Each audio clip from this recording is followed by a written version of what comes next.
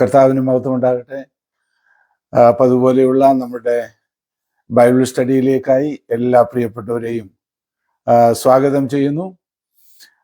ഈ പുതിയ വർഷത്തിൽ ആദ്യമായിട്ടാണ് നമ്മൾ ബൈബിൾ സ്റ്റഡി ചെയ്യുന്നത്. കഴിഞ്ഞ ട്യൂസ്ഡേയിൽ വാച്ച് നൈറ്റ് സർവീസിനോടുള്ള ബന്ധത്തിൽ നമുക്ക് കടന്നു വരുവാനായിട്ട് കഴിഞ്ഞില്ല. ഈ പുതിയ വർഷത്തിൽ ദൈവം നമ്മെ എല്ലാവരെയും അനുഗ്രഹിക്കട്ടെ. നമ്മുടെ ആത്മീയ ജീവിതത്തിൽ ദൈവം അനുഗ്രഹം തരുവാൻ പ്രത്യേകാൽ പ്രാർത്ഥിക്കുന്നു. നമ്മളിപ്പോൾ പഠിച്ചുകൊണ്ടിരിക്കുന്നത് മത്തായിയുടെ സുവിശേഷത്തിൽ നിന്നാണ്. അതിൻ്റെ പ്രാരംഭ ചാപ്റ്ററുകളിൽ നമുക്ക് കാണുവാൻ കഴിഞ്ഞത് Matthew was presenting king Jesus, യേശു ക്രിസ്തു രാജാവ് ആയി പ്രസന്റ് ചെയ്തത് നമ്മൾ പഠിച്ചു. തുടർന്ന് മാത്യു ചാപ്റ്റർ 5 to 7 3 ചാപ്റ്റേഴ്സിൽ നമ്മൾക്ക് പഠിക്കാൻ കഴിഞ്ഞത് ദൈവ രാജ്യത്തിൻ്റെ കോഡ് ഓഫ് കോണ്ടാക്ട്, ആ ദൈവരാജ്യത്തിൽ ആയിരിക്കുന്ന ഓരോ ആളുകളുടെയും സ്വഭാവം എങ്ങനെയായിരിക്കണം എന്നുള്ളത് ഗിരിപ്രഭാഷണത്തിലൂടെ കർത്താവ് പഠിപ്പിക്കുകയായിരുന്നു. അതിനുശേഷം 8-9 ചാപ്റ്ററുകളിൽ നമ്മൾ പഠിക്കുന്നത് ആ ദൈവരാജ്യത്തിൻ്റെ ശക്തിയെക്കുറിച്ചാണ്. അവിടെ നമ്മൾക്ക് കാണുവാൻ കഴിഞ്ഞത് ആദ്യമായിട്ട് ഗിരിപ്രഭാഷണം കഴിഞ്ഞ് കർത്താവ് ശിഷ്യന്മാരുമായി ഇറങ്ങി വരുമ്പോൾ ഒരു കുഷ്ഠരോഗി യേശുവിൻ്റെ അരികിലേക്ക് കടന്നു വന്നിട്ട് സൗഖ്യം ആവശ്യപ്പെടുന്നതാണ്. നിനക്ക് കർത്താവിനേക്ക് മനസ്സുണ്ടെങ്കിൽ എന്നെ ശുദ്ധമാക്കുവാൻ കഴിയും എന്നുള്ള ആ കാര്യമാണ് നമ്മൾ പഠിച്ചത്. യേശു കുഷ്ഠരോഗിയെ സൗഖ്യമാക്കി. തുടർന്ന് ശതാധിപന്റെ ദാസനെ സൗഖ്യമാക്കുന്നു. അതിനുശേഷം പത്രോസിന്റെ ഭവനത്തിൽ കടന്നു വന്നപ്പോൾ സൗഖ്യമില്ലാതിരുന്ന പത്രോസിന്റെ അമ്മായിയമ്മയെ കർത്താവ് സൗഖ്യമാക്കുന്നു. തുടർന്ന് വൈകുന്നേരമായപ്പോഴേക്കും പട്ടണത്തിലുള്ള അനേക രോഗികളെയും ഭൂതങ്ങൾ ബാധിച്ചവരെയും ദുരാത്മാക്കൾ ബാധിച്ചവരുമൊക്കെ യേശുവിൻ്റെ അരികിൽ കൊണ്ടുവന്നു. യേശു അവരെ സൗഖ്യമാക്കിയത് നമ്മൾക്ക് പഠിക്കുവാൻ കഴിഞ്ഞു. അപ്പോൾ അവിടെ നമ്മൾ കാണുന്നത് പത്രോസിന്റെ അമ്മായിയമ്മയുടെ പനിയെ, അല്ലെങ്കിൽ ലൂക്കോസ് ഫിസിഷ്യൻ അതിനെക്കുറിച്ച് പറയുന്നത് കഠിന ജ്വരമെന്നാണ്. അത് സൗഖ്യമാക്കിയത് ചെറിയൊരു മൈനർ തിങ് ആയിട്ട് നമുക്ക് കാണാൻ പറ്റത്തില്ല. It's not a minor things, because after this what happen all the community came to this house. അവിടെയുള്ള ആളുകൾ, പട്ടണം മുഴുവനും അവിടേക്ക് കടന്നു വന്ന് വിടുതൽ പ്രാപിക്കുവാൻ ഇടയായി എന്നാണ് നമ്മൾ കാണുന്നത്. അപ്പം നമ്മുടെ വ്യക്തിപരമായ ജീവിതത്തിലും നമ്മുടെ ഭവനത്തിലും നടത്തുന്ന ദൈവത്തിൻ്റെ പ്രവൃത്തി അത് സമൂഹത്തിലേക്ക് വ്യാപരിക്കുവാൻ ഇടയാകും എന്നുള്ളത് നമ്മൾ പഠിച്ചു. തുടർന്ന് കർത്താവ് പടകിൽ കയറിയപ്പോൾ ശിഷ്യന്മാർ കൂടെ ചെന്നു എന്നും കടലിൽ വലിയ ഓളമുണ്ടായിട്ട് പടക് തിരകളാൽ മുങ്ങുമാറായി യേശു ഉറങ്ങിയായിരുന്നു. എന്നാൽ ശിഷ്യന്മാര് യേശുവിനെ ഉണർത്തി. കർത്താവ് കാറ്റിനെയും കടലിനെയും ശാസിക്കുന്നു. കടല് ശാന്തമാകുന്നത് നമുക്ക് പഠിക്കുവാൻ കഴിഞ്ഞു. തുടർന്ന് നമ്മൾ കണ്ടത് 28-ാം വാക്യത്തിൽ മാത്യു ചാപ്റ്റർ 8 വേഴ്സ് 28 നമ്മൾ കാണുന്നത് ഗദരദേശത്ത് എത്തിയാറെ ഭൂതഗ്രസ്തർ കല്ലറകളിൽ നിന്ന് വന്ന് യേശുവിനെ എതിരേറ്റതും കർത്താവ് അവരെ സൗഖ്യമാക്കുന്നതുമായ കാര്യങ്ങളാണ്. അപ്പോൾ ഈ കാര്യങ്ങൾ നമുക്ക് പഠിക്കാൻ കഴിഞ്ഞൊരു വിഷയം, യേശു സകലത്തിനും മതിയായവൻ, രോഗികളുടെ മേൽ അധികാരമുള്ളവൻ, സൗഖ്യം നൽകുന്നവൻ, ഭൂതങ്ങളെ പുറത്താക്കുന്നവൻ, കാറ്റിനെയും കടലിനെയും ശാന്തമാക്കുന്നവൻ. ഈ കാര്യങ്ങൾ നമുക്ക് പഠിക്കുവാനായിട്ട് കഴിഞ്ഞു. അവിടെ പ്രത്യേകിച്ച് നമ്മൾ കണ്ടല്ലോ 3 കൂട്ടരുടെ റിക്വസ്റ്റുകൾ നമ്മൾ കാണുന്നുണ്ട്. ഒന്ന്, ഭൂതങ്ങൾ റിക്വസ്റ്റ് ചെയ്തു, ഞങ്ങളെ പറഞ്ഞയക്കുന്നെങ്കിൽ അടുത്തു മേഞ്ഞുകൊണ്ടിരിക്കുന്ന പന്നിക്കൂട്ടത്തിലേക്ക് അയക്കാൻ. കർത്താവ് അവരുടെ പ്രാർത്ഥന കേട്ടു, പന്നിക്കൂട്ടത്തിലേക്ക് അവരെ അയച്ചു. പന്നിക്കൂട്ടത്തിലേക്ക് ഭൂതങ്ങൾ ചെന്നപ്പോഴേക്കും അതിനെല്ലാം ചാകണമെന്നുള്ള ആഗ്രഹം വന്നിട്ട് കടലിൽ ചാടി ചാകാനിടയായി. അപ്പോൾ പന്നിയെ നോക്കുന്ന ആളുകൾ അതിൻ്റെ യജമാനന്മാരോട് കടന്ന് ചെന്ന് വിവരങ്ങൾ പറഞ്ഞപ്പോൾ അവർ വന്ന് കാര്യങ്ങളൊക്കെ കണ്ടു. എന്നിട്ട് യേശുവിനോട് റിക്വസ്റ്റ് ചെയ്യുകയാണ്, നീ ഞങ്ങളുടെ അതിര് വിട്ടുപോകണം. അവരും ഒരാളുടെ സൗഖ്യത്തെക്കാൾ ഒരു വിടുതൽ നടക്കുന്നതിനേക്കാൾ അവർ പന്നികൾക്കാണ് കൂടുതൽ പ്രാധാന്യം കൊടുത്തത്. എന്നാൽ വിടുതൽ പ്രാപിച്ചവൻ യേശുവിനോട് ഒരു യാചന യാചിച്ചത് മർക്കോസ് പറഞ്ഞിട്ടുണ്ട്. മർക്കോസിന്റെ സുവിശേഷം 5-ാം അധ്യായത്തിന്റെ 18-ാം വാക്യത്തിൽ നമ്മൾ ഇങ്ങനെ വായിക്കുന്നു, അവൻ പടക് കയറുമ്പോൾ ഭൂതഗ്രസ്തനായിരുന്നവൻ താനും കൂടെ പോരട്ടെ എന്ന് അപേക്ഷിച്ചു. യേശു അവനെ അനുവദിക്കാതെ നിന്റെ വീട്ടിൽ നിനക്കുള്ളവരുടെ അടുക്കൽ ചെന്ന് കർത്താവ് നിനക്ക് ചെയ്തൊക്കെ നിന്നോട് കരുണ കാണിച്ചത് പ്രസ്താവിക്ക എന്ന് അവനോട് പറഞ്ഞു. അപ്പോൾ അവനെ യേശുവിനോട് കൂടെ ചെല്ലുവാൻ അനുവദിക്കാതെ അവന്റെ ഭവനത്തിൽ ചെന്ന് സാക്ഷിയാകുവാനായിട്ട് പറഞ്ഞതായിട്ടാണ് നമ്മൾ കാണുന്നത്. തുടർന്ന് 9-ാം അധ്യായം നമ്മൾ വായിക്കുമ്പോൾ പടക് കയറി അക്കരയ്ക്ക് കടന്നു, സ്വന്തം പട്ടണത്തിലെത്തി. അവിടെ ചിലർ കിടക്കുമേൽ കിടക്കുന്ന പക്ഷപാതക്കാരനെ യേശുവിൻ്റെ അരികിൽ കൊണ്ടുവന്നു എന്ന് നമ്മൾ കാണുന്നു. യേശു അവരുടെ വിശ്വാസം കണ്ടിട്ട് പക്ഷപാതക്കാരനോട്, മകനെ ധൈര്യമായിരിക്കുക, നിന്റെ പാപങ്ങൾ മോചിച്ചു തന്നിരിക്കുന്നു എന്ന് പറഞ്ഞ് അവനെ സൗഖ്യമാക്കുന്നു. ഈ പക്ഷപാതക്കാരൻ അവന് തനിയെ യേശുവിൻ്റെ അരികിൽ വരാൻ കഴിവില്ലാത്തവനാണ്. എന്നാൽ അവന് ഭാഗ്യവശാൽ ചില സ്നേഹിതന്മാരുണ്ടായിരുന്നു. അവർക്ക് വിശ്വാസമായിരുന്നു യേശുവിൻ്റെ അരികിൽ ഇവനെ കൊണ്ടുചെന്നാൽ സൗഖ്യം വരും. യേശുവിൻ്റെ അരികിൽ അവനെ കൊണ്ടുചെന്നു. യേശു അവനെ സൗഖ്യമാക്കുന്നു. നിന്റെ പാപങ്ങൾ മോചിച്ചു തന്നിരിക്കാൻ എന്ന് പറഞ്ഞപ്പോൾ, തന്നിരിക്കുന്നു എന്ന് പറഞ്ഞപ്പോൾ ശാസ്ത്രിമാർക്ക്, പരീക്ഷന്മാർക്ക് അത് പ്രശ്നമായി. അവര് ദൈവദൂഷണം പറയുന്നു എന്ന് പറഞ്ഞ് യേശുവിനെതിരായിട്ട് ഉള്ളത്തിൽ അവർ നിരൂപിച്ചു. അപ്പോൾ യേശു അവരുടെ നിരൂപണം പറഞ്ഞ് കണ്ടിട്ട് യേശു അവരോട് പറയുകയാണ്, ഭൂമിയിൽ പാപങ്ങളെ മോചിപ്പാൻ മനുഷ്യപുത്രന് അധികാരമുണ്ടെന്ന് നിങ്ങൾ അറിയേണ്ടതിന് അവൻ പക്ഷപാതക്കാരനോട് എഴുന്നേറ്റ് കിടക്കയെടുത്ത് വീട്ടിൽ പോക എന്ന് പറഞ്ഞു എന്ന് നമ്മൾ വായിക്കുന്നു. അവൻ എഴുന്നേറ്റ് വീട്ടിൽ പോയി എന്നാണ് നമ്മൾ കാണുവാൻ കഴിയുന്നത്. അപ്പോൾ നമുക്കവിടെ കാണുവാൻ കഴിയുന്ന ഒരു കാര്യം, യേശു അവന്റെ പാപങ്ങൾ മോചിച്ചു. പാപങ്ങൾ മോചിച്ച് കിട്ടിയത് അവർക്ക് കാണാൻ പറ്റത്തില്ല.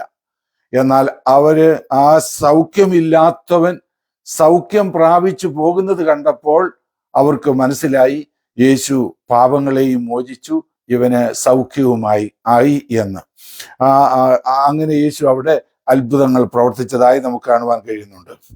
തുടർന്ന് നമ്മൾ കാണുന്നത്, യേശു അവിടെ നിന്ന് പോകുമ്പോൾ മത്തായി എന്നു പേരുള്ള ചുങ്കക്കാരൻ ചുങ്കസ്ഥലത്തിരിക്കുന്നതും അവനെ അനുഗമിക്കുവാനായിട്ട് യേശു വിളിക്കുന്നതുമാണ്. നമ്മൾ ഈ കാര്യങ്ങൾ കഴിഞ്ഞ ആഴ്ചയിൽ വീഡിയോയിൽ നമ്മൾ പറഞ്ഞതായതുകൊണ്ട് വിശദീകരിക്കുന്നില്ല. ചുങ്കക്കാരൻ യേശുവിനെ അനുഗമിച്ചു. അവന്റെ വരുമാനമുള്ള ഓഫീസൊക്കെ ക്ലോസ് ചെയ്തിട്ട് അവൻ യേശുവിനെ അനുഗമിച്ചതായി നമ്മൾ കാണുന്നുണ്ട്. മാത്രമല്ല, അവന്റെ ആ മാനസാന്തരം അവൻ വെളിപ്പെടുത്തുന്നത് നമ്മൾ കാണുന്നത്, അവൻ വലിയൊരു വിരുന്നൊരുക്കി. അവന്റെ മറ്റൊരു പേര് ലേവി എന്നാണ്. മറ്റ് സുവിശേഷങ്ങളൂടെ നമ്മൾ ചേർത്ത് പഠിച്ചാൽ നമുക്കത് മനസ്സിലാകുന്നത്, ഇവിടെ നമ്മൾ കാണുന്നുണ്ട്, അവൻ വീട്ടിൽ ഭക്ഷണത്തിനിരിക്കുമ്പോൾ വളരെ ചുങ്കക്കാരും പാപികളും വന്ന് യേശുവിനോടും അവന്റെ ശിഷ്യന്മാരോടും കൂടെ പന്തിയിലിരുന്നു എന്ന് നമ്മൾ വായിക്കുന്നുണ്ട്. അപ്പോൾ ഈ വീട് ഏതായിരുന്നു, ആരാണ് ഇവിടെ ഈ പന്തിഭോജനം ഉണ്ടാക്കിയത് എന്ന് നമ്മൾ പഠിച്ചാൽ, ഈ വീട് ലേവിയുടെ വീടായിരുന്നു, അല്ലെങ്കിൽ ചുങ്കക്കാരൻ മത്തായിയുടെ വീടായിരുന്നു.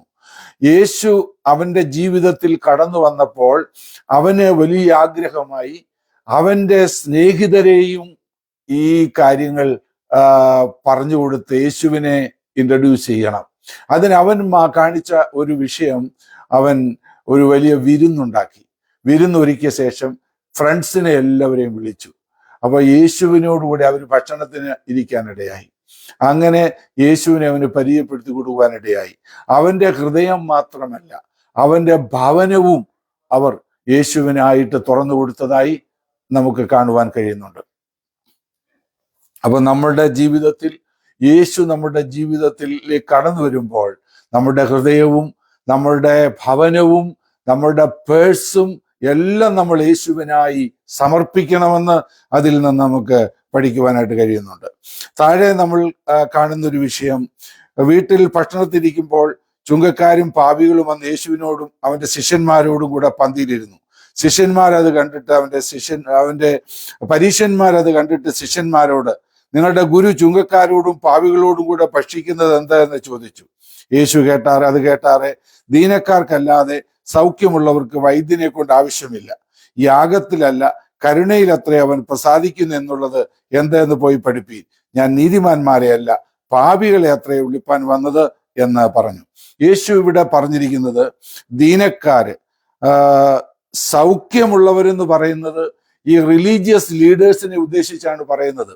അവരുടെ വിചാരം അവർ സൗഖ്യമുള്ളവരാണ്, അവർക്ക് വിടുതലും അനുഗ്രഹമൊന്നും ആവശ്യമില്ല. എന്നാൽ വാസ്തവത്തിൽ അവരുടെ ആ ജീവിതത്തിൽ അവർക്ക് വിടുതല് ആവശ്യമുണ്ടായിരുന്നു, അവർക്കത് മനസ്സിലാകുന്നില്ല. ദീനക്കാർക്കല്ലാതെ സൗഖ്യമുള്ളവർക്ക് വൈദ്യനെ കൊണ്ട് ആവശ്യമില്ല. യാഗത്തിലല്ല കരുണയിലത്രേ ഞാൻ പ്രസാദിക്കുന്നു എന്നുള്ളത് എന്തെന്ന് പോയി പഠിപ്പീൻ.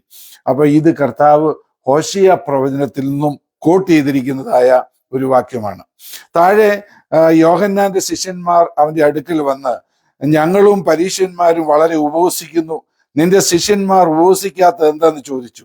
യേശു അവരോട് പറഞ്ഞത്, മണവാളൻ കൂടെയുള്ളപ്പോൾ തോഴ്മക്കാർക്ക് ദുഃഖിക്കുവാൻ കഴിയില്ല.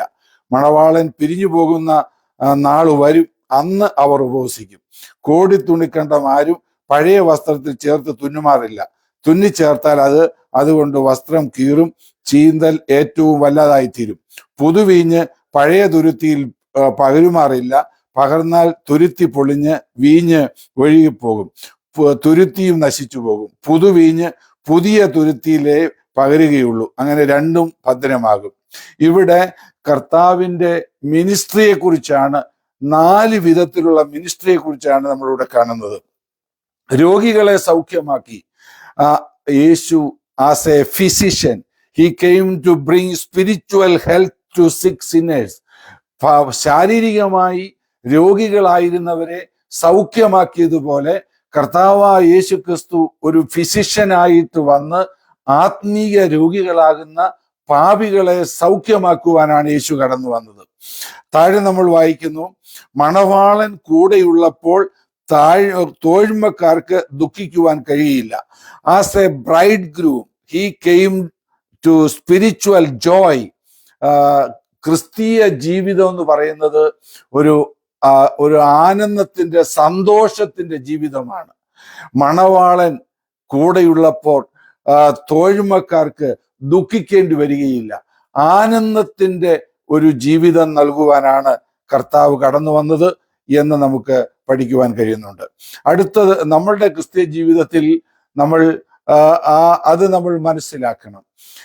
സങ്കീർത്തനത്തിൽ നമ്മൾ ഇങ്ങനെ വായിക്കുന്നു, യഹോവ സിയോന്റെ പ്രവാസികളെ മടക്കി വരുത്തിയപ്പോൾ ഞങ്ങൾ സ്വപ്നം കാണുന്നവരെ പോലെയായിരുന്നു. അവരുടെ വായിൽ ചിരിയും ആർപ്പും നിറഞ്ഞിരുന്നു. അവരെ കാണുന്നവർ പറഞ്ഞു, യഹോവ ഇവരുടെ ജീവിതത്തിൽ വൻകാര്യങ്ങൾ ചെയ്തു എന്ന്. ദൈവമക്കളുടെ ജീവിതത്തിലെ സന്തോഷം എന്ന് പറയുന്നത് അത് തന്നെ വലിയൊരു സാക്ഷ്യമാണ് മറ്റുള്ളവർക്ക്. നമ്മൾ കർത്താവിനെ വെളിപ്പെടുത്തുന്നത് അപ്രകാരമായിരിക്കണം. അപ്പോൾ മാത്രമാണ് ആളുകൾ ആകർഷിക്കപ്പെടുന്നത്. യേശു തന്നെ പറഞ്ഞു, എൻ്റെ സന്തോഷം നിങ്ങളിൽ ഇരിക്കുവാനും നിങ്ങളുടെ സന്തോഷം പൂർണ്ണമാകുവാനും. എന്നെ അനുഗമിക്കുവീൻ എന്ന് യേശു പറയുമ്പോൾ, യേശുവിന് അങ്ങനെ ഒരു സന്തോഷം ഇല്ലാത്ത ആളാണെങ്കിൽ ആളുകൾ യേശുവിനെ എങ്ങനെ അനുഗമിക്കും? എന്നാൽ യേശുവിൻ്റെ ആ സന്തോഷത്തിന്റെ പൂർണ്ണത അനുഭവിക്കുവാൻ യേശു വിളിക്കുമ്പോൾ ആളുകൾ സന്തോഷത്തോടെ യേശുവിനെ അനുഗമിക്കുവാനിടയായി തീരും. തുടർന്ന് നമ്മൾ കാണുന്നത് ഇല്ലുസ്ട്രേഷൻ ഓഫ് ക്ലോത്ത്. അതെന്താ നമ്മളെ റിമൈൻഡ് ചെയ്യുന്നത്? പഴയ തുണിക്കൺ നമ്മൾ വായിക്കുന്നത്, കോടി തുണിക്കണ്ടം ആരും പഴയ വസ്ത്രത്തിൽ ചേർത്ത് തുന്നുമാറില്ല. തുന്നിച്ചേർത്താൽ അതുകൊണ്ട് വസ്ത്രം കീറും, ചീന്തൽ ഏറ്റവും വല്ലാതാകും. എന്ന് പറഞ്ഞാൽ കർത്താവ് കടന്നു വന്നത് പഴയ ആ ആചാരങ്ങളെ റിപ്പയർ ചെയ്യുവാനല്ല, ഒരു ബ്രിങ് സ്പിരിച്വൽ ഓൾനെസ്, പൂർണ്ണമാതയുള്ള ഒരു ആത്മീയം നൽകുവാനാണ് കർത്താവ് വന്നതെന്ന് നമുക്കിവിടെ കാണുവാൻ കഴിയുന്നുണ്ട്. He did not come to patches up and then let us fall apart. അത് റിപ്പയർ ചെയ്ത ശേഷം പിന്നെയും അത് കേടായി പോകുന്ന അനുഭവത്തിലേക്ക് മാറ്റുന്ന ഒരു ശുശ്രൂഷയല്ല, നമ്മെ പൂർണ്ണമായിട്ട് പൂർണ്ണരാക്കുവാനാണ് കർത്താവ് ആഗ്രഹിക്കുന്നത്. അടുത്ത ഒരു ഉദാഹരണം കർത്താവ് പറഞ്ഞത്, പുതിയ വീഞ്ഞ് പഴയ തുരുത്തിയിൽ പകരുമാറില്ല, പകർന്നാൽ തുരുത്തി പൊളിഞ്ഞ് വീഞ്ഞ് ഒഴുകിപ്പോകും, തുരുത്തി നശിച്ചു പോകും. പുതുവീഞ്ഞ് പുതിയ തുരുത്തിയിലേ പകരുന്നേയുള്ളൂ, പകർന്ന് വെക്കുകയുള്ളൂ, അങ്ങനെ രണ്ടും ഭദ്രമാകും. എന്ന് പറഞ്ഞാൽ പലസ്തീനിൽ ആടിന്റെ തോൽ ഉപയോഗിച്ച് തുരുത്തി ഉണ്ടാക്കി അതിനകത്ത് വീഞ്ഞു വയ്ക്കും. അത് പുതിയ പഴയ തുരുത്തിയാണെങ്കിൽ ഈ വീഞ്ഞ്, അതിനകത്തിരിക്കുന്ന വീഞ്ഞ് അത് പഴകുമ്പോൾ അത് വലുതാകുവാനിടയാകും, അത് വർദ്ധിക്കാനിടയാകും. അപ്പോൾ ഈ തുരുത്തി പൊട്ടിപ്പോകും. എന്നാൽ പുതിയ സ്കിന്നാണെങ്കിൽ ആ സ്കിന്നും വീഞ്ഞ് വർദ്ധിക്കുന്നത് പോലെ തന്നെ ആ തുരുത്തിയും വർദ്ധിച്ചു വരാനിടയായിത്തീരും, അത് വികസിക്കുവാനിടയാകും എന്നാണ് അവിടെ കർത്താവ് ഉദ്ദേശിക്കുന്നത്. താഴെ നമ്മൾ അപ്പോൾ കർത്താവിന്റെ ശുശ്രൂഷയെ കുറിച്ച് നമുക്ക് അവിടെ കാണുവാൻ കഴിയുന്നുണ്ട്. യേശു സകലത്തിനും മതിയായവനാണ്. അവൻ നമ്മെ ശാരീരികമായും ആത്മീയമായും സൗഖ്യമാക്കുന്നവനാണ്. നമ്മൾക്ക് പൂർണ്ണമായ ആനന്ദവും സന്തോഷവും നൽകുന്നവനാണ്. അവൻ എന്നെ വിരുന്നു വീട്ടിലേക്ക് കൂട്ടിക്കൊണ്ടുവന്നു, എൻ്റെ മേൽ പിടിച്ചിരുന്ന കൊടി സ്നേഹമായിരുന്നു എന്നാണ് നമ്മൾ വായിക്കുന്നത്. തുടർന്ന് നമ്മൾ വായിക്കുന്നത്, അവൻ നമ്മുടെ ജീവിതത്തിൽ ചില റിപ്പയർ ചെയ്യുവാനല്ല, നമ്മെ പുതുതാക്കുവാനാണ് കർത്താവ് ആഗ്രഹിക്കുന്നത്. നമ്മുടെ ജീവിതത്തിലെ സ്പിരിച്വൽ ഫുൾനെസ് ആണ് ദൈവം നൽകുവാൻ ആഗ്രഹിക്കുന്നത് എന്ന് നമുക്ക് പഠിക്കുവാൻ കഴിയുന്നുണ്ട്. താഴെ നമ്മൾ വായിക്കുന്നു, അവൻ ഇങ്ങനെ അവരോട് സംസാരിച്ചു കൊണ്ടിരിക്കുമ്പോൾ ഒരു പ്രമാണി വന്ന് അവനെ നമസ്കരിച്ചു. എൻ്റെ മകൾ ഇപ്പോൾ തന്നെ കഴിഞ്ഞുപോയി, എങ്കിലും നീ വന്ന് അവളുടെ മേൽ കൈവച്ചാൽ അവൾ ജീവിക്കുമെന്ന് പറഞ്ഞു. യേശു എഴുന്നേറ്റ് ശിഷ്യന്മാരുമായി അവന്റെ കൂടെ ചെന്നു. അന്ന് 12 സംവത്സരമായിട്ട് രക്തസ്രവമുള്ള ഒരു സ്ത്രീ അവന്റെ വസ്ത്രം മാത്രം ഒന്ന് തൊട്ടാൽ എനിക്ക് സൗഖ്യം വരുമെന്ന് പറഞ്ഞു ഉള്ളം കൊണ്ട് പറഞ്ഞു. പിറകിൽ വന്ന് അവന്റെ വസ്ത്രത്തിന്റെ തൊങ്ങൽ തൊട്ടു. യേശു തിരിഞ്ഞ് അവളെ കണ്ടപ്പോൾ, മകളെ ധൈര്യമായിരിക്കുക, നിന്റെ വിശ്വാസം നിന്നെ രക്ഷിച്ചിരിക്കുന്നു എന്ന് പറഞ്ഞു. ആ നാഴിക മുതൽ സ്ത്രീക്ക് സൗഖ്യം വന്നു. പിന്നെ യേശു പ്രമാണിയുടെ വീട്ടിൽ ചെന്നു. കുഴലൂതുന്നവരെയും ആരവാരം കൂട്ടുന്നവരെയും കണ്ടിട്ട് മാറിപ്പോകുവീൻ, ബാല മരിച്ചില്ലല്ലോ, ഉറങ്ങിയത്രേ എന്ന് പറഞ്ഞു. അവരോ അവനെ പരിഹസിച്ചു. അവൻ പുരുഷാരത്തെ പുറത്താക്കി അകത്ത് കടന്നു, ബാലയുടെ കൈ പിടിച്ചു, ബാല എഴുന്നേറ്റു. ഈ വർത്തമാനം ആ ദേശത്തൊക്കെയും പരന്നു എന്ന് നമ്മൾ വായിക്കുന്നു. ഇവിടെ 2 പ്രധാന കാര്യമാണ് നമ്മൾ വായിക്കുന്നത്. ഒന്ന്, യേശു യായിറോസ് എന്ന് പറയുന്ന ഒരു പള്ളിപ്രമാണിയെയും പേരൊന്നും പറയാതിരുന്ന ഒരു സ്ത്രീയെയുമാണ് നമുക്കിവിടെ കാണുവാൻ കഴിയുന്നത്. എന്താണ് അവരുടെ വിഷയം? ഈ പള്ളിപ്രമാണിയായ യായിറോസിന് 12 വയസ്സുള്ളൊരു മകളുണ്ടായിരുന്നു. അതുവരെ ആരോഗ്യമായി ചാടി കളിച്ചുകൊണ്ടിരുന്ന ആ മകൾ പെട്ടെന്ന് രോഗിയായി, അവൾ അത്യാസന്ന നിലയിലായി, മരണത്തോളമായി, മരിച്ചു. അപ്പോൾ ഇദ്ദേഹം ഈ റിലീജിയസ് ലീഡർ ആയതുകൊണ്ട് യേശുവിൻ്റെ അരികിൽ വരാൻ വലിയ പ്രയാസമുള്ളൊരു വ്യക്തിയാണ്. എന്നാൽ അയാളുടെ മകളുടെ ആ രോഗം, ആ മകളോടുള്ള തൻ്റെ സ്നേഹം യേശുവിൻ്റെ അരികിലേക്ക് വരാനായിട്ട് അദ്ദേഹത്തെ കമ്പല് ചെയ്തു. ആളുകൾ എന്തോ പറഞ്ഞാലും വേണ്ടുകയില്ല, പാരമ്പര്യം എന്താണേലും വേണ്ടുകയില്ല, വിടുതൽ കിട്ടണം, യേശുവിന് വിടുവിക്കുവാൻ കഴിയും എന്ന് വിശ്വസിച്ചുകൊണ്ട് ഓടി യേശുവിൻ്റെ അരികിൽ വരികയാണ്. അപ്പോൾ പോകാമെന്ന് പറഞ്ഞ് യേശു പോകുമ്പോൾ ഒരു സ്ത്രീയെ 12 സംവത്സരമായി രക്തസ്രവക്കാരിയായിട്ട്, മറ്റ് സുവിശേഷങ്ങൾ നിങ്ങൾ വായിച്ചാൽ അനേക ഫിസിഷ്യന്മാരെ കണ്ടിട്ട് അവളുടെ പണമെല്ലാം നഷ്ടമായി, അവൾ ഏറിയൊന്ന് സഹിച്ചു എന്നാണ് വായിക്കുന്നത്. ഒടുവിൽ യേശു ആ വഴി വരുന്നു എന്ന് അവൾ അറിഞ്ഞപ്പോൾ അവൾ എന്താ ചെയ്തത്? അവൾ പറഞ്ഞു, ഞാൻ യേശുവിൻ്റെ വസ്ത്രത്തെ തൊടും. അങ്ങനെ അവൾ പറഞ്ഞു. അതിനുശേഷം അവൾ യേശുവിൻ്റെ വസ്ത്രത്തിന്റെ തൊങ്ങലിൽ തൊട്ടു. ആ യേശുവിൽ നിന്ന് ശക്തി പുറപ്പെട്ടിട്ട് അവൾ സൗഖ്യമായി. യേശു തിരിഞ്ഞു ചോദിക്കുന്നു, എന്നെ തൊട്ടതാരെന്ന്. ഇത് തങ്ങളിൽ നമ്മൾ ഒന്ന് കമ്പയർ ചെയ്യുവാണെങ്കിൽ, യായിറോസ് എന്ന് പറയുന്നയാൾ ഒരു ജൂയിഷ് മാനാണ്. പക്ഷെ ഈ രക്തസ്രവക്കാരിയായ സ്ത്രീ, അവൾ ഏത് ജാതിയാണെന്ന് പോലും ഇവളെ കുറിച്ച് ഒന്നും പറയുന്നില്ല. അവളുടെ പേരാകട്ടെ, അവളുടെ റിലീജിയൻ ആകട്ടെ, ഒന്നും ഇവിടെ നമുക്ക് കാണുവാൻ കഴിയുന്നില്ല. ഈ യായിറോസ് ആണെങ്കിലോ, he was a religious synagogue leader, പള്ളി പ്രമാണിയായിരുന്നു. ഈ സ്ത്രീ ആണെങ്കിലോ, അവൾക്ക് പള്ളി പോലും പോകുവാൻ അനുവാദമില്ല. She is unable to enter in to a church for to worship. അങ്ങനെയുള്ള കണ്ടീഷൻ ആയിരുന്നു ഇവിടെ. ഈ യായിറോസ് ആണെങ്കിൽ അദ്ദേഹത്തിന്റെ മകളുടെ സൗഖ്യത്തിന് വേണ്ടി കടന്നു വരികയാണ്. He came to request for the healing of her daughter. But ഈ സ്ത്രീ ആണെങ്കിൽ അവളുടെ തന്നെ ആവശ്യത്തിന് വേണ്ടിയാണ് കടന്നു വരുന്നത്. ഈ യായിറോസിന്റെ മകൾ 12 വർഷമായി ആരോഗ്യമായിട്ടിരുന്ന ഒരു പെൺകുട്ടിയാണ്. എന്നാൽ ഈ സ്ത്രീ ആകട്ടെ 12 വർഷമായിട്ട് അവൾ രോഗിയായിരിക്കുന്ന ഒരു സ്ത്രീയാണ്.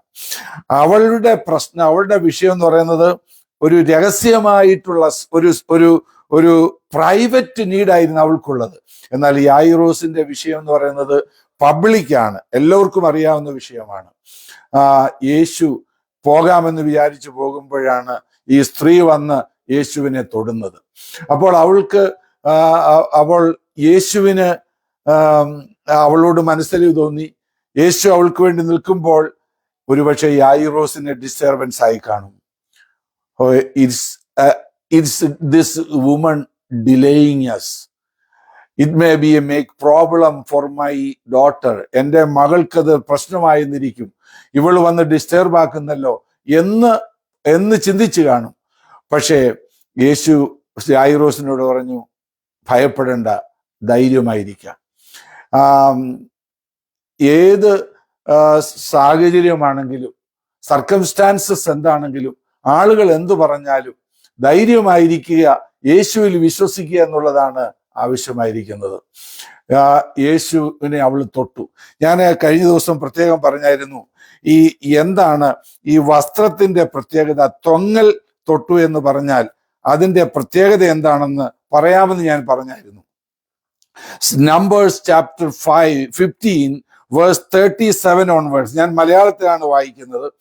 യഹോവ പിന്നെയും മോശയോട് അരുളി ചെയ്തത്, നീ ഇസ്രായേൽ മക്കളോട് പറയേണ്ടത് എന്തെന്നാൽ, അവർ തലമുറയായി വസ്ത്രത്തിന്റെ കോൺതലയ്ക്കൽ പൊടിപ്പുണ്ടാക്കുകയും കോൺതലയ്ക്കിലെ പൊടിപ്പിൽ നീല ചരട് കെട്ടുകയും വേണം.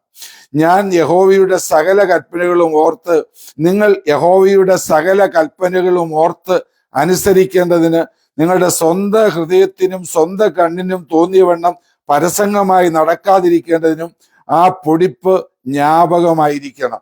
നിങ്ങൾ എൻ്റെ സകല കൽപ്പനകളും ഓർത്ത് അനുസരിച്ച് നിങ്ങളുടെ ദൈവത്തിന് വിശുദ്ധരായിരിക്കേണ്ടതിന് തന്നെ.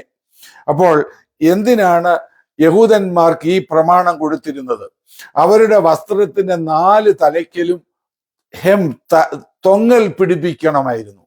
അതിന്റെ അർത്ഥം അവരെങ്ങോട്ട് തിരിഞ്ഞാലും അവർ ഈ തൊങ്ങല് കാണും. അപ്പോൾ അതിൽ നീല ചരട് കെട്ടുകയും വേണം. നിങ്ങൾ യഹോവയുടെ സകല കൽപ്പനകളും ഓർത്ത് അനുസരിക്കേണ്ടതിനും നിങ്ങളുടെ സ്വന്തം കണ്ണിനും സ്വന്തം ഹൃദയത്തിനും തോന്നിയ വണ്ണം പരസ്യമായി നടക്കാതിരിക്കേണ്ടതിനും ഇത് നിങ്ങൾക്കൊരു ജ്ഞാപകമായിരിക്കണമെന്ന്. നിങ്ങൾ പലതും കാണും, പലതും നിങ്ങളുടെ ഹൃദയത്തിലേക്ക് വരും. എന്നാൽ അതനുസരിച്ച് നിങ്ങൾ ജീവിക്കുവാനല്ല, നിങ്ങൾ ഈ തൊങ്ങല് കാണുമ്പോൾ, ഓർക്കുമ്പോൾ നിങ്ങൾക്ക് മനസ്സിലാകും നിങ്ങൾ വിശുദ്ധരാണ്, നിങ്ങൾ ദൈവത്തിന്റെ ജനമാണ്, ദൈവത്തെ അനുസരിക്കേണ്ടവരാണ്. ഇതാണ് അവർക്ക് ജ്ഞാപകമായിട്ട് ദൈവം കൊടുത്തത്. ഡ്യൂട്രോണമി ചാപ്റ്റർ 22:12 ആവർത്തനം 22:12 ഇത് തന്നെ നമുക്ക് കാണുവാൻ കഴിയും. അപ്പോൾ ഈ സ്ത്രീ എന്താ മനസ്സിലാക്കിയത്? യേശു, അവന്റെ വസ്ത്രത്തിന് തൊങ്ങലുണ്ട്, അവൻ വിശുദ്ധനായ ഒരു വ്യക്തിയാണ്, ആ വ്യക്തിയിൽ ദൈവശക്തിയുണ്ട്. ഞാൻ അവന്റെ വസ്ത്രത്തെ തൊടും, I will touch him and I will receive healing. അവൾ സൗഖ്യം പ്രാപിക്കുന്നതിന് മുമ്പ് യേശുവിൽ അവൾ സൗഖ്യം കണ്ടു. Then she spoke what she saw. She spoke, I will touch him and receive healing. Same thing she did. അവൾ തൊട്ടു, യേശുവിൽ നിന്ന് ശക്തി പുറപ്പെട്ടു, അവൾ സൗഖ്യം പ്രാപിച്ചു. അതാണ് നമ്മൾ കാണുന്നത്. ഇതിൽ നമ്മൾ മനസ്സിലാക്കേണ്ട ഒരു കാര്യം, നമ്മുടെ കർത്താവ് സകലത്തിനും മതിയായവനാണ്. നമ്മൾ കണ്ട അവന്റെ ministry, he is A physician, he is A bride groom, he came to give us allness, spiritual blessing, എല്ലാം നൽകുവാൻ മതിയായവനാണ്. ആ യേശുവിനോട് നമ്മൾ അടുത്തിയെന്ന് പ്രാർത്ഥിക്കുമ്പോൾ വെറുതെ അങ്ങ് പറയുവല്ല, നമ്മൾ യേശുവിൽ അത് കാണണം. ഈ പുതിയ വർഷത്തിൽ എനിക്ക് യേശു എന്ത് ചെയ്യണം, എൻ്റെ കുടുംബത്തിന് എന്ത് ചെയ്യണം, എൻ്റെ ഭാര്യയ്ക്ക് എന്ത് ചെയ്യണം, എൻ്റെ ഭർത്താവിന് എന്ത് ചെയ്യണം, എൻ്റെ മക്കൾക്ക് എന്ത് ചെയ്യണം, ഞാൻ ശുശ്രൂഷിക്കുന്ന സഭയ്ക്ക് എന്ത് ചെയ്യണം, എന്ത് നമ്മൾ ആഗ്രഹിക്കുന്നുവോ അത് നമ്മൾ കാണണം. യേശുവിൽ അത് കാണണം. യേശു എനിക്കത് നൽകിത്തരും. എന്നിട്ട് വിശ്വാസത്തോടെ നമ്മൾ അത് പറയണം, ഞാൻ ഇന്നത് ഈ വർഷം കർത്താവിൽ നിന്ന് പ്രാപിക്കും. അങ്ങനെ നമ്മൾ പറയുകയും വിശ്വസിക്കുകയും ചെയ്യുമ്പോൾ ദൈവശക്തി നമ്മുടെ ജീവിതത്തിൽ വരാനിടയാകും. നമ്മുടെ വാക്കുകൾക്ക് വലിയ പവറുണ്ട്, വിശ്വാസത്തിന് വലിയ പവറുണ്ട്. നമ്മൾ വിശ്വസിക്കുന്നത് നമ്മളുടെ നാവ് കൊണ്ട് പറയുമ്പോഴാണ് ദൈവത്തിന്റെ പ്രവൃത്തി അവിടെ വെളിപ്പെടുവാനിടയാകുന്നത്. നാം ഇങ്ങനെ വായിക്കുന്നു, ഞാൻ വിശ്വസിച്ചു അതുകൊണ്ട് ഞാൻ സംസാരിച്ചു. നാം എബ്രായ ലേഖനത്തിൽ വായിക്കുന്നുണ്ട്, ദൈവം എനിക്ക് അനുകൂലമാണ്. എബ്രായ ലേഖനം 13-ാം അധ്യായത്തിൽ നിന്നും ആ വാക്യം ഞാൻ വായിച്ചു കേൾപ്പിക്കാം. അവിടെ നമ്മൾ വായിക്കുന്നത് ഇപ്രകാരമാണ്, ഞാൻ നിന്നെ ഒരു നാളും കൈവിടുകയില്ല, ഉപേക്ഷിക്കുകയില്ല എന്ന് അവൻ തന്നെ അരുളി ചെയ്തിരിക്കുന്നല്ലോ. ആകയാൽ കർത്താവ് എനിക്ക് തുണ, ഞാൻ പേടിക്കുകയില്ല, മനുഷ്യൻ എന്നോട് എന്ത് ചെയ്യുമെന്ന് നമുക്ക് ധൈര്യമായിട്ട് പറയാം. Hebrew chapter 13 verse 6. ധൈര്യമായിട്ട് നമ്മൾ വിശ്വസിക്കുന്നത് പറയണം. അതുകൊണ്ടാണ് സദൃശം 4 നമ്മൾ വായിക്കുന്നത്, സദൃശവാക്യത്തിൽ നമ്മൾ വായിക്കുന്നത്, മരണവും ജീവനും നാവിന്റെ അധികാരത്തിലിരിക്കുന്നു. നമ്മൾ വിശ്വാസത്തോടുകൂടെ പറയുമ്പോഴാണ് ആ ദൈവവചനം നമ്മുടെ ജീവിതത്തിൽ പ്രവർത്തിക്കുന്നത്. നമുക്കറിയാം, നമ്മുടെ കർത്താവ് എല്ലാം വാക്കുകൊണ്ടാണ് ഉണ്ടാകട്ടെ എന്ന് പറഞ്ഞപ്പോൾ ഉണ്ടായി എന്ന് അവൻ കൽപ്പിച്ചു, അങ്ങനെ സംഭവിച്ചു എന്നാണ് നമ്മൾ വായിക്കുന്നത്. അതുപോലെ തന്നെ വിശ്വാസത്തോടുകൂടെ നമ്മൾ പറയുമ്പോൾ അത് സംഭവിക്കും. നമ്മുടെ കർത്താവ് തന്നെ പറഞ്ഞു, ഈ മലയോട് ചാടി കടലിൽ പോകുക എന്ന് പറഞ്ഞാൽ അങ്ങനെ സംഭവിക്കുമെന്നാണ് കർത്താവ് പറഞ്ഞത്.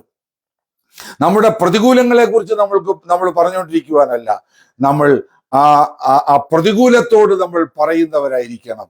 അപ്പോഴാണ് ദൈവശക്തി നമ്മുടെ ജീവിതത്തിൽ വെളിപ്പെടുവാനിടയാകുന്നത്. അവൾ സൗഖ്യം പ്രാപിച്ചു. ആരാണ് എന്നെ തൊട്ടതെന്ന് പറഞ്ഞപ്പോൾ അവൾക്ക് ഭയമായി. പക്ഷേ അവളുടെ തന്നെ നന്മയ്ക്കായി സമൂഹത്തിൽ അവളെ ഒറ്റപ്പെടുത്തിയിരുന്ന ആ അനുഭവം മാറിയിട്ട് അവൾക്ക് അംഗീകാരം ലഭിക്കുവാൻ അത് കാരണമായി. മാത്രമല്ല, ഈ യായിറോസിന്റെ ജീവിതത്തിലും അവന്റെ വിശ്വാസം വർദ്ധിക്കുവാനും ഇടയായി തീർന്നു. ഒടുവിൽ യേശു യായിറോസിന്റെ ഭവനത്തിലേക്ക് കടന്നു ചെന്നപ്പോൾ ആളുകൾ അവനെ പരിഹസിച്ചു. എന്നാൽ പരിഹാസമൊന്നും യേശു കണക്കാക്കിയില്ല. അവരെ എല്ലാവരെയും പുറത്താക്കിയ ശേഷം യേശു ആ ബാല ഉറങ്ങുകയത്രേ, മരിച്ചില്ലല്ലോ എന്ന് പറഞ്ഞിട്ട് ബാലെ എഴുന്നേൽക്കുക എന്ന് പറഞ്ഞു. എഴുന്നേൽപ്പിച്ചു എന്ന് നമ്മൾക്ക് കാണുവാനായിട്ട് കഴിയുന്നുണ്ട്. നമ്മൾ മത്തായി 9:24 വായിക്കുന്നത്, ബാല മരിച്ചില്ലല്ലോ, ഉറങ്ങിയത്രേ എന്ന് പറഞ്ഞു. അവരോ അവനെ പരിഹസിച്ചു. അവൻ പുരുഷാരത്തെ പുറത്താക്കി അകത്ത് കടന്നു. ബാലയുടെ കൈ പിടിച്ച് ബാല എഴുന്നേറ്റു എന്നാണ് നമ്മൾ വായിക്കുന്നത്. യേശു വാക്കുകൊണ്ട് പറയുക മാത്രമല്ല, പ്രവൃത്തിയിലൂടെ അവൻ കൈ പിടിച്ച് അവളെ എഴുന്നേൽപ്പിച്ചു എന്ന് നമ്മൾ വായിക്കുന്നു. നമ്മളുടെ വാക്കുകളും നമ്മളുടെ അതിനോട് ചേർന്ന പ്രവൃത്തികളും മറ്റുള്ളവരെ എൻകറേജ് ചെയ്യുന്നതായിരിക്കണം എന്ന് നമുക്ക് കാണുവാൻ കഴിയുന്നുണ്ട്. അടുത്ത ഒരു ഇൻസിഡന്റൂടെ പറഞ്ഞിട്ട് നമുക്കിവിടെ നിർത്താം. 27 മുതൽ നമ്മൾ വായിക്കുന്നുണ്ട്, യേശു അവിടെ നിന്ന് പോകുമ്പോൾ 2 കുരുടന്മാർ യേശുവിന്റെ അരികെ, ദാവീദ് പുത്ര ഞങ്ങളോട് കരുണ തോന്നണമേ എന്ന് നിലവിളിച്ചുകൊണ്ട് പിന്തുടർന്നു. 2 blind people followed Jesus. and they cried, son of David, have mercy on us. അവൻ വീട്ടിൽ എത്തിയപ്പോൾ കുരുടന്മാർ അവന്റെ അടുക്കൽ വന്നു. അപ്പോൾ നമുക്ക് അവിടെ കാണുവാൻ കഴിയുന്നുണ്ട്, even though they requested, they called Jesus, he didn't respond immediately. അവര് പറഞ്ഞ ഉടനെ യേശു റെസ്പോണ്ട് ചെയ്യുന്നില്ല, യേശു അങ്ങ് പോവുകയാണ്. പക്ഷെ അവര് വിടാൻ നിശ്ചയിച്ചില്ല, അവർ യേശുവിനെ ഫോളോ ചെയ്തു. വീട്ടിലെത്തുന്നവരെയും യേശുവിനെ അവർ ഫോളോ ചെയ്തു എന്ന് നമ്മൾ വായിക്കുന്നത്.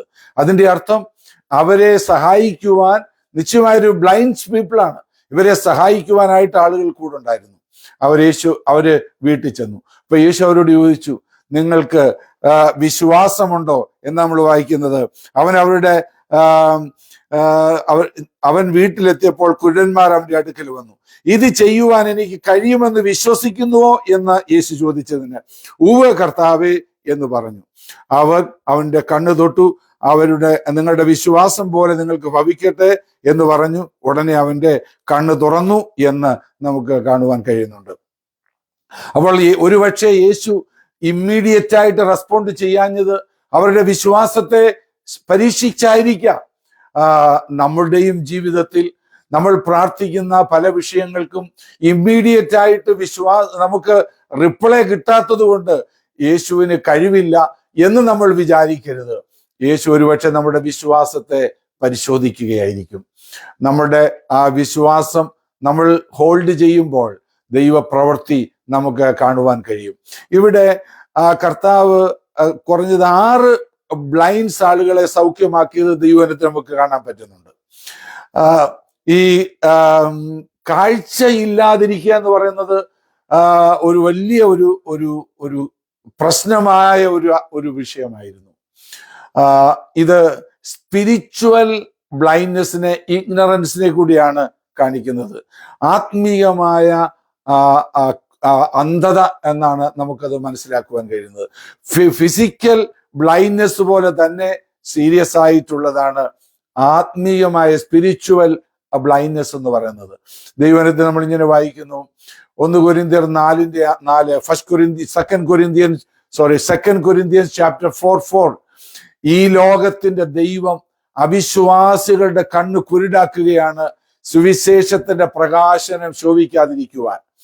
അപ്പോൾ the god of this world blinding peoples eye, കണ്ണ് കുരുടാക്കുകയാണ്. That's why they cannot enjoy the delight in gospel. ദൈവവചനത്തിൽ അവർക്ക് സന്തോഷിക്കുവാൻ കഴിയാത്തത് അതുകൊണ്ടാണ്.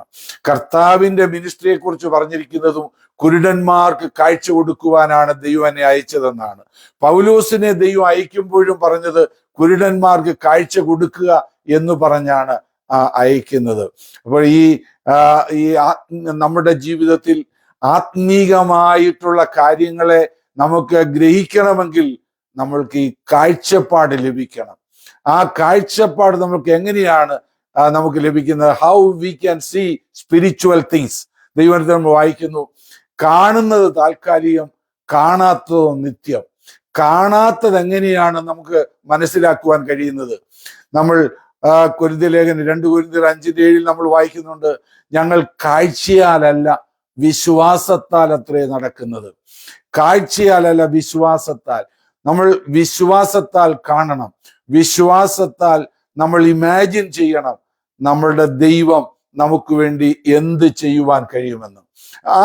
നമ്മുടെ ആത്മീയ കണ്ണ് തുറക്കണമെങ്കിൽ യോഹന്നാന്റെ സുവിശേഷം 3:3 കർത്താവ് നിക്കോദീമോസിനോട് പറഞ്ഞ നിങ്ങൾക്ക് ഓർമ്മയുണ്ടല്ലോ, ആമേൻ ആമേൻ ഞാൻ നിങ്ങളോട് പറയുന്നു, വീണ്ടും ജനിക്കുന്നില്ല എങ്കിൽ സ്വർഗരാജ്യം കാണുകയില്ല. സ്വർഗത്തിലെ ആത്മീയ കാര്യങ്ങൾ നമ്മൾക്ക് ഗ്രഹിക്കണമെങ്കിൽ നമ്മുടെ ആത്മീയ കണ്ണ് തുറന്നു കിട്ടണം. അതുകൊണ്ടാണ് പൗലോസ് എഫെസോസിലെ ദൈവമക്കൾക്ക് വേണ്ടി പ്രാർത്ഥിക്കുന്നത്, ഞാൻ നിങ്ങൾക്ക് വേണ്ടി പ്രാർത്ഥിക്കുകയാണ്, നിങ്ങളുടെ ഹൃദയദൃഷ്ടികൾ പ്രകാശിക്കണം, വിളിയാലുള്ള ആശ ഇന്നതെന്ന് നിങ്ങളൊന്ന് ഗ്രഹിക്കണം. അതിന് ആത്മീയ കാഴ്ചപ്പാട് നമുക്ക് വേണം. സങ്കീർത്തനത്തിൽ 119:18 നമ്മൾ വായിക്കുന്നുണ്ട്, നിന്റെ ന്യായപ്രമാണത്തിന്റെ അത്ഭുതങ്ങളെ കാണുവാൻ ഞങ്ങളുടെ കണ്ണുകളെ ഒന്ന് തുറക്കണമേ. നമ്മളുടെ അനുഗ്രഹങ്ങളെല്ലാം ദൈവവചനത്തിലുണ്ട്. അത് നമുക്ക് കാണണമെങ്കിൽ നമ്മുടെ ആത്മീയ കണ്ണ് തുറന്നെങ്കിൽ മാത്രമേ നമുക്ക് ഗ്രഹിക്കുവാൻ പറ്റത്തുള്ളൂ. ദൈവത്തിന്റെ പ്രൊട്ടക്ഷൻ നമുക്ക് മനസ്സിലാകണമെങ്കിൽ നമ്മുടെ ആത്മീയ കണ്ണ് തുറക്കണം. അതുകൊണ്ടാണ് ആ ഏലീശയുടെ ബാല്യക്കാരൻ നിലവിളിച്ചത്. 2 രാജാക്കന്മാർ 6-ാം അധ്യായത്തിൽ നമ്മൾ കാണുന്നുണ്ട്. യജമാനനെ നമ്മൾ എന്ത് ചെയ്യും? ശത്രുക്കളെല്ലാം ചുറ്റും വളഞ്ഞിരിക്കുകയാണല്ലോ. പക്ഷെ ഏലീശയ്ക്ക് ഒരു ഭയവുമില്ല. ഏലീശ പ്രാർത്ഥിച്ച, ദൈവമേ, ഇവൻ കാണത്തക്കവണ്ണം അവന്റെ കണ്ണ് തുറക്കണമേ. അവന്റെ അക്ഷരീയമായ കണ്ണ് തുറന്നിരിക്കുകയാ. പക്ഷെ അവന്റെ ആത്മീയ കണ്ണ് തുറന്നെങ്കിൽ മാത്രമേ ദൈവത്തിന്റെ പ്രൊട്ടക്ഷൻ അവന് കാണാൻ പറ്റത്തുള്ളൂ. അത് ദൈവം ആ പ്രാർത്ഥന കേട്ട് അവന്റെ കണ്ണ് തുറന്നപ്പോൾ ആ ദൈവത്തിന്റെ ദൂതന്മാരെ അവന് കാണുവാൻ കഴിഞ്ഞു. ഹാഗാറിന്റെ കണ്ണ് തുറന്നപ്പോൾ അവൾക്ക് വേണ്ടി ദൈവം തുറന്നതായ ഉറവ അവൾക്ക് കാണുവാൻ കഴിഞ്ഞു. ഏലിയാവിന്റെ മേൽ ആ ഏലിയാവിന് വേണ്ടിയുള്ള ദൈവപ്രവൃത്തി കാണുവാൻ കഴിഞ്ഞത് അവന്റെ ആ ദാസനോട് അവൻ പറയുകയാണ്, ഞാൻ ആ കർമ്മേലിന്റെ മുകളിൽ പ്രാർത്ഥിച്ചുകൊണ്ടിരുന്നത് ആ ഏലിയാവ്. ആഹാബിനോട് താൻ പറഞ്ഞത്, ആഹാബേ, നീ രഥം പൂട്ടി പൊയ്ക്കൊള്ളുക, വലിയ മഴയുടെ മുഴക്കമുണ്ട് എന്ന് പറഞ്ഞ് വിശ്വാസത്തോടെ ഏലിയാവ് കർമ്മേലിന്റെ മുകളിൽ പ്രാർത്ഥിക്കുകയാണ്. ബാല്യക്കാരനെ വിട്ടു ചോദിക്കുന്നു, കടലിന്റെ നേരെ ചെന്ന് നീ നോക്കുക, ഞാൻ കാണുന്നത് നിനക്ക് കാണാൻ പറ്റുമോ എന്നുള്ള അർത്ഥത്തിലാണ്. നീ എന്തുവാ കാണുന്നത്? What you are seeing? Can you see what I am seeing? ഞാൻ ഒന്നും കാണുന്നില്ല. നീ നിർത്താതെ പിന്നെയും പോകാൻ പറഞ്ഞു. ഒടുവിൽ അവൻ പറഞ്ഞു, ഒരു കൈപ്പത്തിയോളം മേഘം ഞാൻ കാണുന്നെന്ന് പറഞ്ഞു. വലിയ മഴയുടെ ആ വിഷനാണ് ഏലിയാവിന് അതിൽ കൂടെ ലഭിക്കുവാനിടയായത്. ദൈവമക്കളെ, നമ്മുടെ കർത്താവ് നമ്മുടെ എല്ലാ വിഷയങ്ങൾക്കും മതിയായ ദൈവമാണ്. നമ്മളുടെ കണ്ണുകളെ തുറന്ന് ആ ദൈവീയ കരുതൽ കാണുവാൻ ദൈവം നമുക്കിടയാക്കുമാറാകട്ടെ. ആ ആത്മീയ കാഴ്ചപ്പാട് ലഭിച്ച ദൈവമക്കൾക്ക് അവരുടെ കാഴ്ച കുറയാതിരിക്കണമെങ്കിൽ അവർ ചില കാര്യങ്ങൾ ചെയ്യണം. 2 പത്രോസ് 1:5 മുതൽ 9 വരെയുള്ള വാക്യങ്ങൾ നമ്മൾ വായിച്ചാൽ, we must be pro active എന്ന് പറഞ്ഞാൽ നമ്മുടെ വിശ്വാസത്തിന്റെ കാര്യത്തിൽ നമ്മൾ സകല ഉത്സാഹവും കഴിച്ച് വിശ്വാസത്തോട് വീര്യത്തോട് പരിജ്ഞാനത്തോട് ഇന്ദ്രിയജയവും സ്ഥിരതയും സഹോദരപ്രീതിയും സ്നേഹവും എല്ലാം നമ്മൾ ആഡ് ചെയ്യണം, കൂട്ടിക്കൊണ്ടിരിക്കണം. അങ്ങനെ നാം ചെയ്യുകയാണെങ്കിൽ നമ്മൾ ഹ്രസ്വദൃഷ്ടിയുള്ളവരാകത്തില്ല. നമ്മളുടെ സ്പിരിച്വൽ കാഴ്ചപ്പാടിന് ഡാമേജ് വരികയില്ല. നമ്മൾ നിഷ്ഫലന്മാരാകത്തില്ല എന്നാണ് നമ്മൾ കാണുവാൻ കഴിയുന്നത്. അപ്പോൾ ഈ പുതിയ വർഷത്തിൽ നമ്മളുടെ കർത്താവ് സകലത്തിനും മതിയായവനാണ്. നമ്മുടെ ആത്മീയ കണ്ണുകളൊന്ന് പ്രകാശിച്ച് ആ ദൈവത്തിന്റെ കരുതലുകൾ, ദൈവത്തിന്റെ അത്ഭുതങ്ങൾ ഒന്ന് കാണുവാൻ, ദൈവവചനത്തിന്റെ മർമ്മങ്ങൾ ഒന്ന് ഗ്രഹിക്കുവാൻ കർത്താവ് നമുക്കിടയാക്കട്ടെ. ഈ പുതിയ വർഷത്തിൽ ദൈവം നമുക്ക് എന്ത് ചെയ്യണമെന്ന് നാം ആഗ്രഹിക്കുന്നത് വിശ്വാസത്താൽ കണ്ടുകൊണ്ട് അബ്രഹാമിനോട് ദൈവം നിനക്കൊരു സന്തതിയെ തരും, അടുത്ത വർഷം ഈ സമയത്ത് നിന്റെ ഭാര്യ ഒരു മകനെ പ്രസവിക്കുമെന്ന് പറഞ്ഞപ്പോൾ അവർക്കത് വിശ്വസിക്കുവാൻ കഴിഞ്ഞില്ല. പക്ഷേ ആ പ്രോമിസ് ഓട്ടോമാറ്റിക്കായിട്ട് അങ്ങ് വന്നില്ല. റോമാലേഖനം 4-ലും എബ്രായർ 11:11 നമ്മൾ വായിക്കുമ്പോൾ അബ്രഹാം ആശയ്ക്ക് വിരോധമായി ആശയോട് വിശ്വസിച്ചു. മരിച്ചവരെ ഉയർപ്പിക്കുകയും ഇല്ലാത്തതിനെ ഉള്ളതുപോലെ വിളിച്ചു വരുത്തുകയും ചെയ്യുവാൻ കഴിവുള്ള ദൈവത്തിൽ താൻ വിശ്വസിച്ചു. അതവന് നീതിയായി കണക്കിട്ടു എന്ന് നമുക്ക് കാണുവാൻ കഴിയുന്നുണ്ട്. ദൈവമക്കളെ, നമ്മുടെ ജീവിതത്തിലും ദൈവത്തിന്റെ അത്ഭുതങ്ങൾ ഈ പുതുവർഷത്തിൽ നമുക്ക് കാണുവാൻ ദൈവം നമ്മുടെ കണ്ണുകളെ തുറക്കട്ടെ. നമ്മുടെ കർത്താവിന് സകലതും കഴിയും. അവൻ വെള്ളത്തെ മതിലാക്കി നിർത്തുവാൻ കഴിവുള്ളവനാണ്. അവൻ പാറയെ വെള്ളമാക്കുവാൻ, പാറയിൽ നിന്നും വെള്ളത്തെ പുറപ്പെടുവിക്കുവാൻ കഴിവുള്ള ദൈവമാണ്. സിംഹത്തെ ഒരു നാട്ടുമൃഗത്തെ പോലെ മാറ്റി ദാനിയേലിനെ പ്രൊട്ടക്ട് ചെയ്യുവാൻ കഴിവുള്ളവനാണ് നമ്മുടെ ദൈവം. കാക്കയെ കൊണ്ട് ഏലിയാവിനെ പോഷിപ്പിച്ചവനാണ് നമ്മുടെ ദൈവം. ഇരുമ്പ് കഷ്ണത്തെ വെള്ളത്തിൽ നിന്നും അടിയിൽ നിന്നും പൊങ്ങി വന്ന് മുകളിൽ കൂടെ ഒഴുകുമാറാക്കുവാൻ കഴിവുള്ളവനാണ് നമ്മുടെ ദൈവം. നമ്മുടെ ദൈവത്തിന് അസാധ്യമായ ഒരു കാര്യവുമില്ല. ആ ദൈവത്തിന്റെ ഏരിയയിൽ നമ്മുടെ വിഷയങ്ങളൊക്കെ വയ്ക്കാം. ആ ദൈവം ഈ വർഷം നമ്മുടെ ജീവിതത്തിൽ അത്ഭുതങ്ങൾ ചെയ്യുവാനിടയായി തീരട്ടെ. ഞാൻ എൻ്റെ വാക്കുകളിലൂടെ നിർത്തുകയാണ്. ദൈവം അനുവദിച്ചാൽ അടുത്ത ആഴ്ചയിൽ നമുക്ക് വീണ്ടും തുടരാം. കർത്താവ് നമ്മെ സഹായിക്കട്ടെ. ഞങ്ങളുടെ പ്രിയ കർത്താവേ, ഈ നല്ല അവസരത്തിനായി സ്തോത്രം ചെയ്യുന്നു. അങ്ങയുടെ വിലയേറിയ വചനത്തിനായി സ്തോത്രം. ഇത് ഞങ്ങൾ ധ്യാനിച്ച് ഞങ്ങളുടെ ജീവിതത്തിൽ അനുഗ്രഹം പ്രാപിക്കുവാൻ ഇടയാക്കണമേ കർത്താവേ. ഈ വചനം കേൾക്കുന്ന എല്ലാവരുടെയും ജീവിതത്തിൽ ആത്മീയ കണ്ണുകൾ തുറന്നു കിട്ടുവാനും കർത്താവ് ഈ പുതിയ വർഷത്തിൽ ഞങ്ങൾക്ക് ഓരോരുത്തർക്കും വേണ്ടി ചെയ്യുവാൻ പോകുന്നത് വിശ്വാസ കണ്ണുകളാൽ കണ്ട് അത് പ്രാപിക്കുവാനും ദൈവം ഇടയാക്കണമെന്ന് പ്രാർത്ഥിക്കുന്നു. മഹത്വം എല്ലാം കർത്താവിന് നൽകുന്നു, യേശുവിന്റെ നാമത്തിൽ തന്നെ. ആമേൻ.